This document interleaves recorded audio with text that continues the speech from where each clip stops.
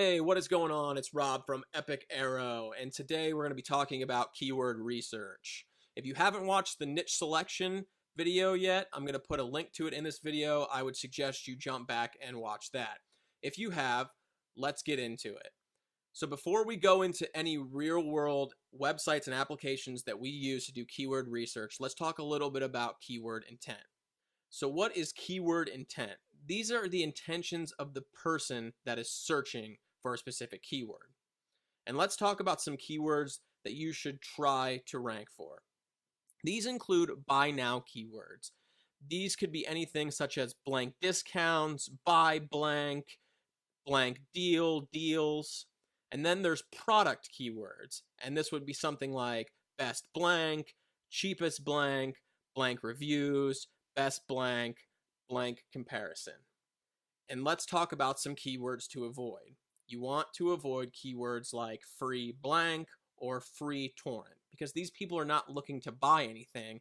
And if they're not looking to buy anything, then you're not going to get any sales or commissions out of it. So with that said, let's jump over and look at some of the real world applications and websites that we use on a regular basis to do our keyword research. Now, the first tool we're going to cover is the Google AdWords Keyword Planner. This is a go-to for most people because it's completely free and all you have to do is sign up for an AdWords account. So once you're in your AdWords account, you're going to click on Tools and Keyword Planner and you'll come to this page. And then we're going to select this option where we can search using a phrase, a website, or a category. And it's going to come back with all sorts of keyword ideas. So keeping with the photography theme from the last video, let's say that I wanted to get into GoPro cameras and create a website about GoPro cameras. So I'll just type in GoPro and then it'll give me ideas. So what it's come back with here is a bunch of keywords that have average monthly searches. And if we click on one of these, you'll see that it breaks it down even further to the exact keyword that people are using and tells you the average monthly searches. Now, if you hover over this icon, it'll give you the trends. This may be the average monthly searches, but some months are going to be really high and some months are going to be really low.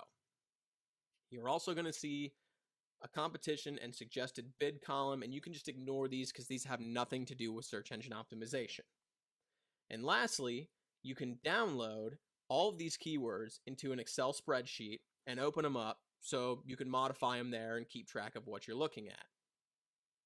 Another feature you can use on here is instead of typing in a keyword phrase, you can use a website.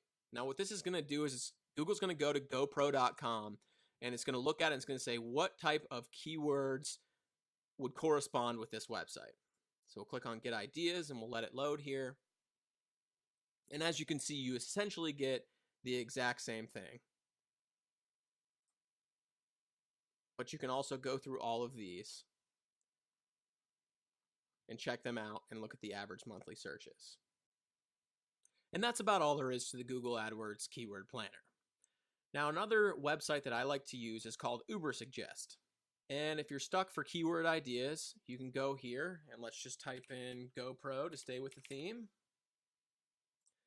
And you'll hit suggest. And what this will do is it'll just suggest a bunch of keywords that are related to GoPros.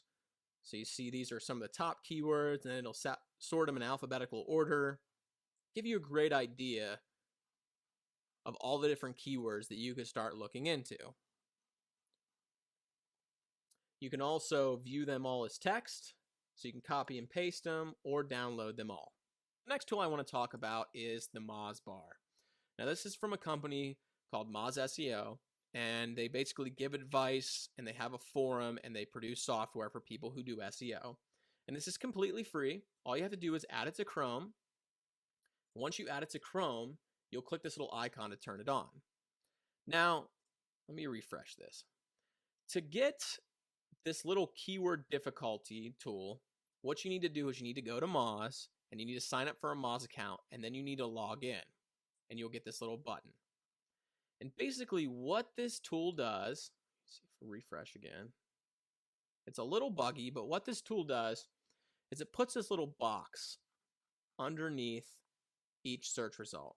And basically, it's giving you a PA and a DA, which stands for page authority and domain authority. And the higher the page authority and the higher the domain authority, the more likely it is to rank in Google. Now, since I'm signed in, I get this little button for the keyword difficulty. So if I click this, what Moz does is it calculates what it thinks the keyword difficulty is going to be to rank for this. And this is on a scale of 0 being the easiest and 100% being the hardest. So it gave me a 76%. So I definitely wouldn't be going after this keyword because it would be way too difficult to rank for. So that's pretty much all there is with the Moz bar. It gives you a great overview of the top 10 search results and the difficulty that it would be to rank for a keyword. So going forward, every tool that I have shown you so far has been a free tool. And the next tool, called Longtail Keyword Pro, this is going to be a paid tool, but it is going to save you an incredible amount of time. It displays everything fantastically, so you can do your keyword research very, very quickly. So give me 1 second and I'm going to switch over to that. All right, so here we are in Longtail Pro, and I actually have a version called Longtail Platinum, which is a little bit more. But typically, this runs $37 a month, I believe. And if you pay it annually, it comes out to about $25 a month. So what you're going to do is you're going to go to Find Keywords, and you're going to type in a seed keyword. And you can typically do about 4 or 5 of them. That's what I typically do. And you're going to hit Generate Keyword Ideas. And what it's doing is it's going to the Google AdWords Keyword Planner, and it's pulling back a bunch of keywords. And then it's displaying them in the grid here. So the next thing you can do is you can filter each keyword. So let's say I just wanted to look at GoPro 4s. If I just type the number 4 in here, it's going to pull back any keyword that has that appears inside of the keyword. And then let's say I want to filter it by local searches.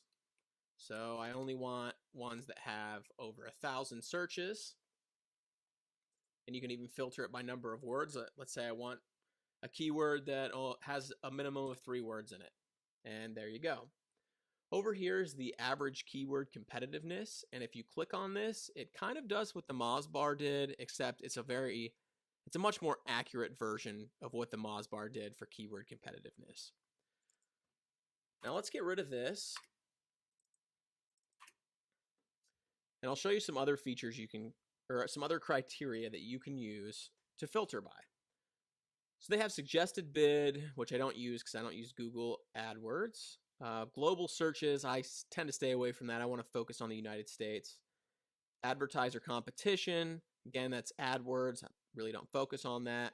Google title competition, which will pull back the number of search results where the keyword appears in the title. So it kind of gives you a competitiveness factor.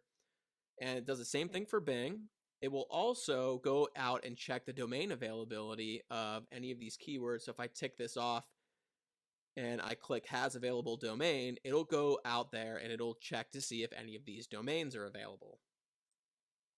And lastly, it has an Amazon keyword competitiveness. And this is if you were dealing with selling stuff on Amazon and you wanted to rank for keywords in there. Another great feature is if you go to any of these keywords and expand them, it's going to show you the top 10 search results on Google. It gives you the page authority, the page links, the juice links, the domain authority, the Moz rank for it, the page rank for it, the age of the site, and if you pay a little bit more, it's going to give you some keyword competitiveness. It does take a little bit to pull back all this information. You'll see it did it pretty quickly down here, and then at the bottom, it's going to give you averages for all of those. So as you can see, this can help you find some just golden gems, some keywords that have high search volumes and low competition that you're just going to be able to go out there and dominate the search engine with.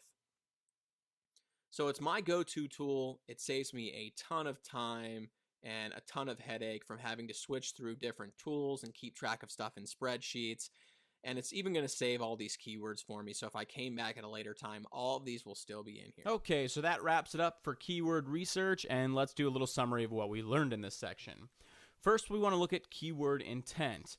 We want keywords with product or buyer intent. The reason we want this is because if no one is in the market to buy a product or service, you are not going to make a sale or get a commission. Next, we went into keyword research. We used the Google Keyword Planner. This tool will help you find keywords that people are actually searching for. Then we used Ubersuggest to find keyword ideas. The next tool we used was the Moz bar, and we used this to get a rough estimate of the keyword difficulty. And the last tool we looked at is Longtail Pro, which is a paid tool but makes this process extremely easy because it's going to give you the difficulty and allow you many more options to sort the keywords. So if you have any comments, questions, concerns, or you'd like to discuss how you do keyword research, please leave a comment in the comments section below. Oh, hey there. Thanks for sticking around till the end. If you'd like to go on to the next lesson, please click the video on the right, or if you'd like to go back to the previous lesson, click the video on the left.